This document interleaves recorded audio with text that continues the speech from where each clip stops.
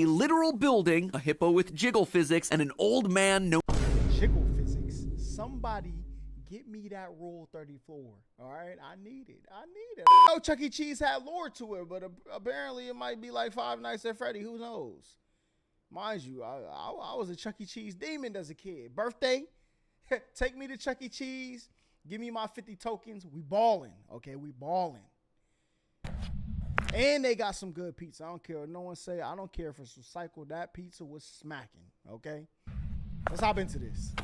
For years, we've been terrified of animatronics. But have you ever once considered that maybe, just maybe, the animatronics are the ones who should be afraid of us?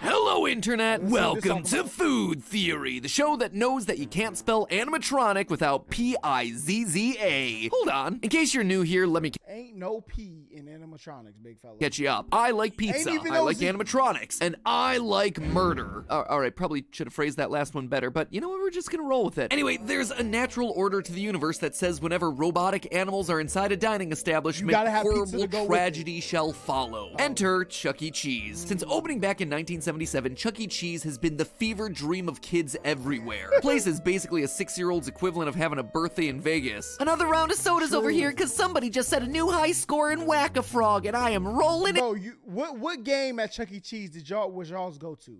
Mine was the soccer goalie game, basketball, and where the line goes like this, and you got to stop it in the middle. I used to get mad tokens on that. Anybody who was there playing games with no tickets, you're done, all right? You're done. And those tickets, baby. Here's a token for your trouble, sweetums. Also, while you're at it, hit me up with some of those balls. I got a date with Big Bertha tonight. That's the arcade game where you throw balls into a woman's mouth until she reaches the point of obesity. Candy, games, pizza. I mean, what's not to love? Oh yeah, them. You see, Chuck E. Cheese was the creation of Nolan Bushnell, co-founder of the video game company Atari. The idea was to create a restaurant that doubled as a carnival, a place where families could play together while also experiencing the newfangled entertainment medium of video games for the first time. The reason for it being a pizza place was threefold. Pizza was easy to make and required few ingredients. It took a while to cook, which allowed families to spend time playing games. And 3, you can't really screw up pizza. Well, until of course your restaurant produces some misshapen pies and is suddenly suspected of recycling old slices from other tables. Something that we've talked about in a previous episode. If you go check it out, make sure you say hi to Amy down in the comments. She'll appreciate it. She was a trooper for testing out way too many pizzas in that episode. Anyway, the animatronic performers that became synonymous with Chuck E. Cheese were more of a byproduct of Nolan's fascination with Disney, specifically the Country Bear Jamboree show. Clearly, the strategy was working for Walt over at his Disneyland park, so why not bring those same robots to budget-conscious families that wanted entertainment but couldn't make it all the way out to Southern California? And the rest, as they say, is history. Living on in the collective nightmares of 80s-era children and Gen... Bro, I'm gonna have to revisit Chuck E. Cheese to see if it's what I remember it, chat. Because the other day, I revisited Golden Corral, and it's not what I used to think, bruh. I'm actually about to throw up, think about it. Golden Corral, I got a gag reflex. Now, I don't know if it's the one I went to, because I've been to bad Golden Corrals before. So I'm going to maybe try it one more time. But it was not busting like it was as a child. So I might have to spin back on Chuck E. Cheese, too.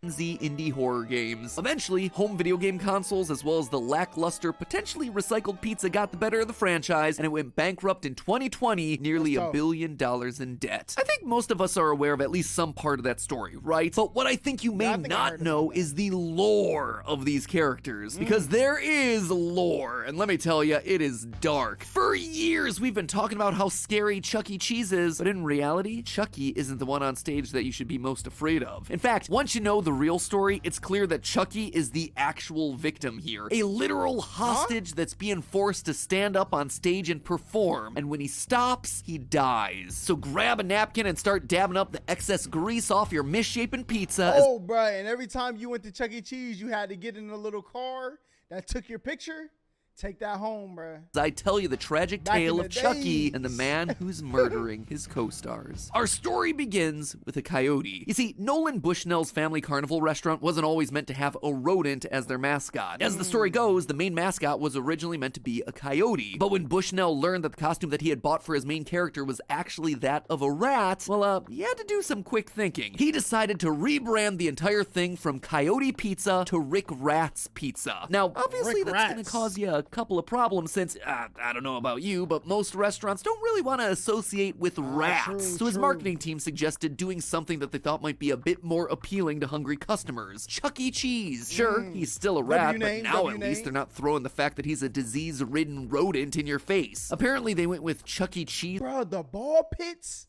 yo, those were legendary times till they took them out. People was peeing in them, putting razors in them, you know what I'm saying? Y'all was messing up the fun.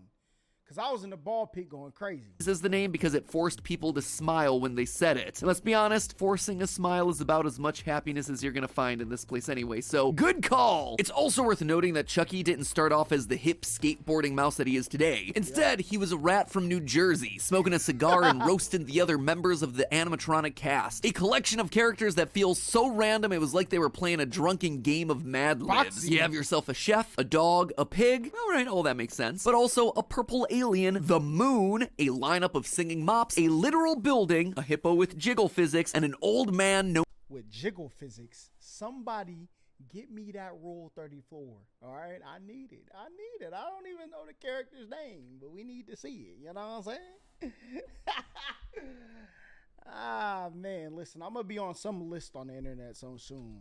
known simply as Mr. Cooch. Part of the reason so many feel Mr. What? with jiggle physics and an old man known simply as Mr. Cooch. Part of the reason so many feel An old man named Mr. Come on, man. The joke's right itself, bro. out of place. We know what he was. He low-key Leonardo DiCaprio.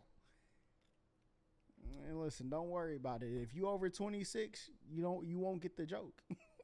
Here is that they were obtained from a rival animatronic pizza place and then retrofitted into the style of Chuck E. Cheese. And let me tell you, the videos online of how to restyle these characters is scarier than anything FNAF has produced in the last 7 years. Welcome to the Concept Unification Installation Tape. This tape is meant to supplement the installation manual, not replace it. Now Mitzi, starting with her sweater, wig, dicky, mask, ears, pigtail mount, hands, skirt, shoes, and leg fur. So that's the origins of Charles Entertainment Cheese and his gang of mascots, but what about the actual lore here? Well, back in June of 2017, the news blog Insider reached out to CEC Entertainment, Chuck E. Cheese's parent company, to see if Charles Entertainment Cheese was indeed the character's official name. Christelle DuPont, public relations manager for CEC Entertainment, informed them that since there was never a birth certificate, the company couldn't actually be sure. Which, I mean, I guess, but also, I don't think that's the way it works here. Show me Ronald McDonald's birth certificate. Is the Burger King truly royalty, or is he merely a usurper to the throne? Anyway, while she couldn't officially answer the name question, she did point everyone to an online book detailing Chuck E. Cheese's backstory. And this is a treasure trove of information that will blow your mind. As the story goes, Chucky was an orphan mouse at the St. Marinara orphanage. He loved to sing happy birthday to all the other orphans. In a cruel twist, because he was an orphan, no one actually knew his birthday, so they just gave up. No one even bothered to try and find it or give him an honorary birthday or anything, because that's what happens when you're an orphan. Hard knock life and all that. TLDR, no one ever sang or celebrated for the mouse. Well, this is going to be my personality for the rest of my life. Outside of singing and orphan, Chuck had two other defining character traits. He loved pizza and playing Pong. Thank you, Daddy Atari. That skill set is totally gonna age well. But of course, because he was an orphan, he was constantly struck by the feeling that something in his life was missing, like parents. So one day after winning $50 from a Pong tournament, I kid you, I am not making this stuff up, Chuck bought himself a bus ticket to New York and ran away. Having no place to stay, he found shelter above a pizza restaurant owned by Chef Pasquale P. Pie Plate. One night, when Chucky thought that Pasquale had already left, he went down to explore the restaurant, only to be immediately discovered by the chef. Pasquale flies into a rage, chases Chuck around the kitchen, and then corners him and raises a rolling pin, ready to strike down the death blow. Finish him! Chucky, cowering in fear, knees shaking, and facing his final seconds of life, does the one and only thing that has ever brought him joy over the years. He sings. Upon hearing that the mouse could sing, Pasquale lowers his rolling pin, and then decides to pull a capitalism and exploit the mouse's talent for his own personal gain. As the story goes, quote, Pasquale was so shocked he dropped the rolling pin. A mouse that can sing? My restaurant is saved. I'm gonna make you a star. He renames his restaurant crazy. Chuck E. Cheese's, home of the world-famous singing mouse, and literally forces Chucky to perform there. The story then ends with this line, and Chucky hasn't stopped singing or smiling since. Well, yeah, because his name forces you to smile. We've already covered Chuck E. that. But in all seriousness, the You know what I'm parenthesis saying? around the word smiling here is giving me a real serious cry for help vibe. So that's the story of Chuck E. Cheese, an orphan rat rebranded into a mouse who's basically being held hostage and forced to sing to stay alive. Notice Oh, why that you skip Pasquale 2 Corey's- specifically calls out that his I did it on accident. We're gonna go back and watch the real part 4. I typed in part 4 and that's what came up.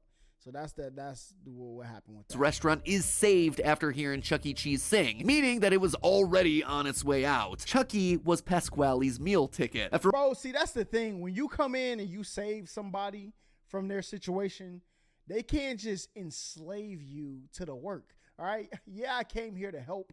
Well, he really snuck in there to steal some pizza, but that's neither here nor there. You was going out of business, big dog. You know what I'm saying? We got to be 50-50 partners once I, carry this company, put this company on my back and bring people through the door. all, notice how he didn't take any appropriate measures when he found Chucky was a runaway orphan? He didn't do anything like, alert officials that he'd found said, a "Ain't runaway nobody kid gonna or be looking make for any you." attempt at contacting the original orphanage. In Pasquale's eyes, Chucky was a means to an end, a way of getting famous. He's an animal with a talent for music, and if he ever stops attracting customers, would it really be that hard to believe that Pasquale might just decide to finish the job? It's also made clear that Pasquale... No. See, this is where you got to know your worth, chat. If I'm the singer bringing everybody through the door, you can't do nothing with me. What you gonna do? You gonna try to send me to the gulag? Who gonna sing at your restaurant? Buddy? Come on, man. Ali isn't paying the members of his band anything beyond keeping your own life. In the direct-to-video movie Chuck E. Cheese and the Galaxy 5000, we see a kid who needs some serious cash for his family's tractor. What's the problem? He needed some dough. He needed cash. Charlie, he needed $50,000. Notice how little the performers are able to cough up to help him. Come on, gang, cough it up. No holding back. I've got $2. I've got a fight. Also notice who doesn't lay any money on the table, Pasquale. Why do you need us, Pasquale? You've got more dough than anyone in town.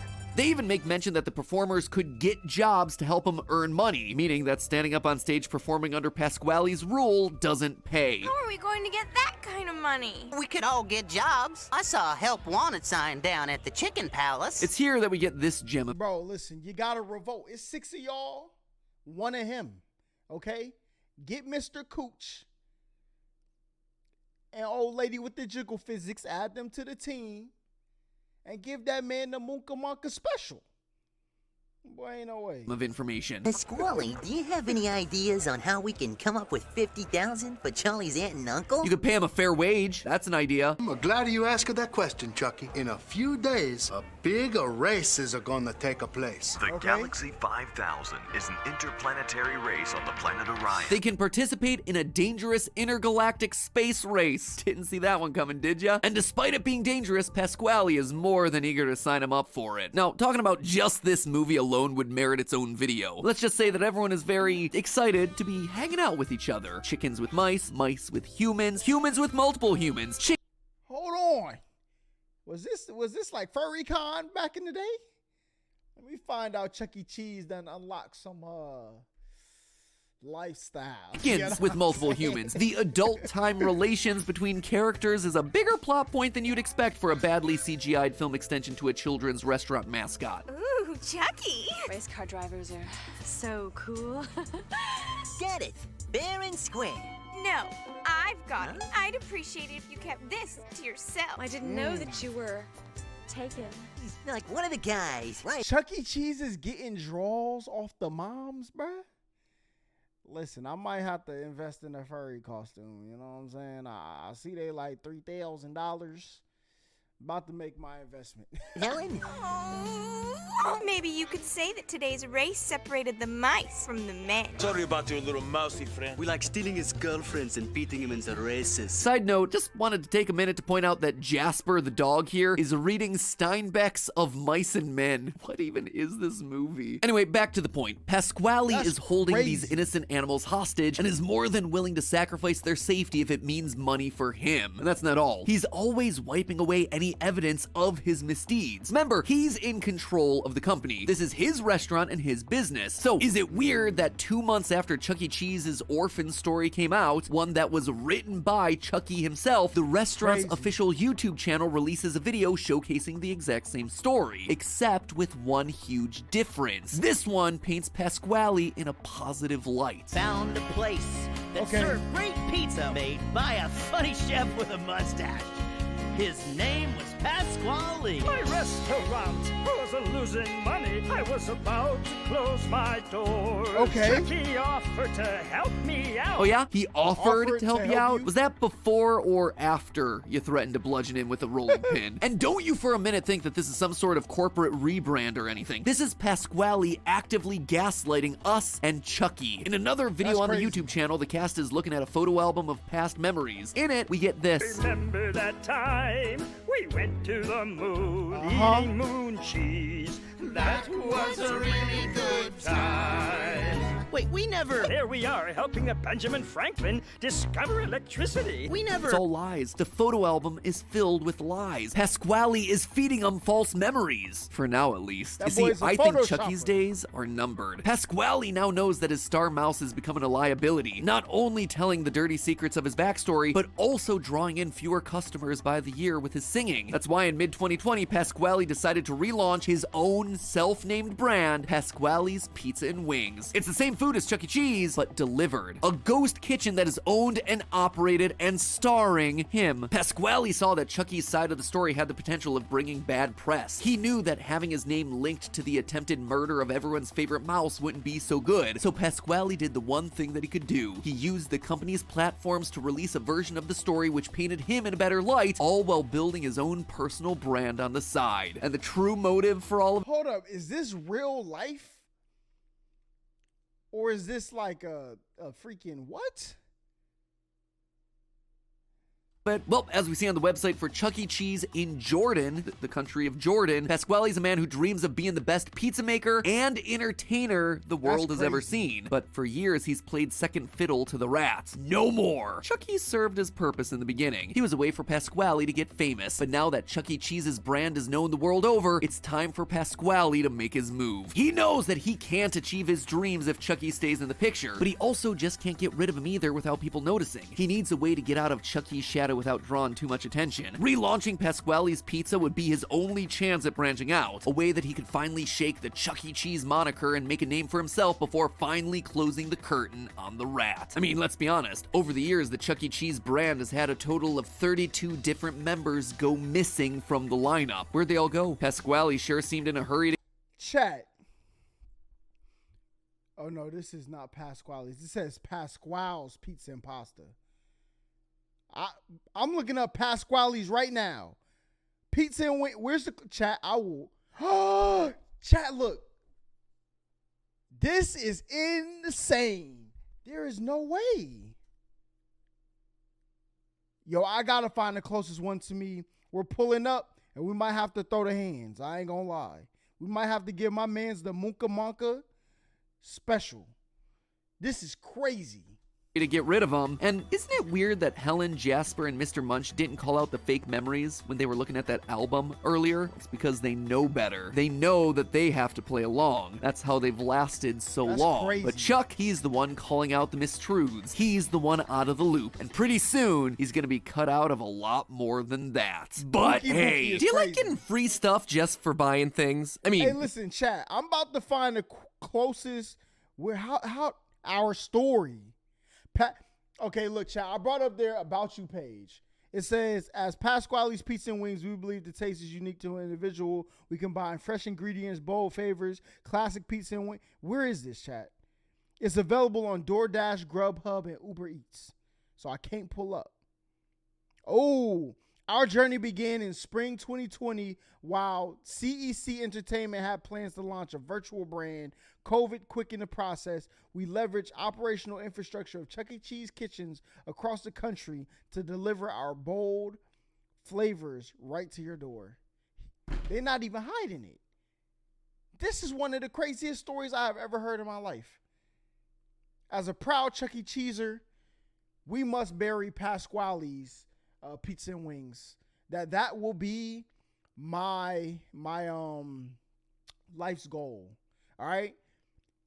I told y'all I'm about to start making food videos. Pasquale's, you on the list, and I'm gonna tell the true story of what you did. Don't worry. Shout out to Matt Pat, man. Ain't no way, bruh. I've been bamboozled, led astray, hoodwinked, lied to. Chat. This is crazy.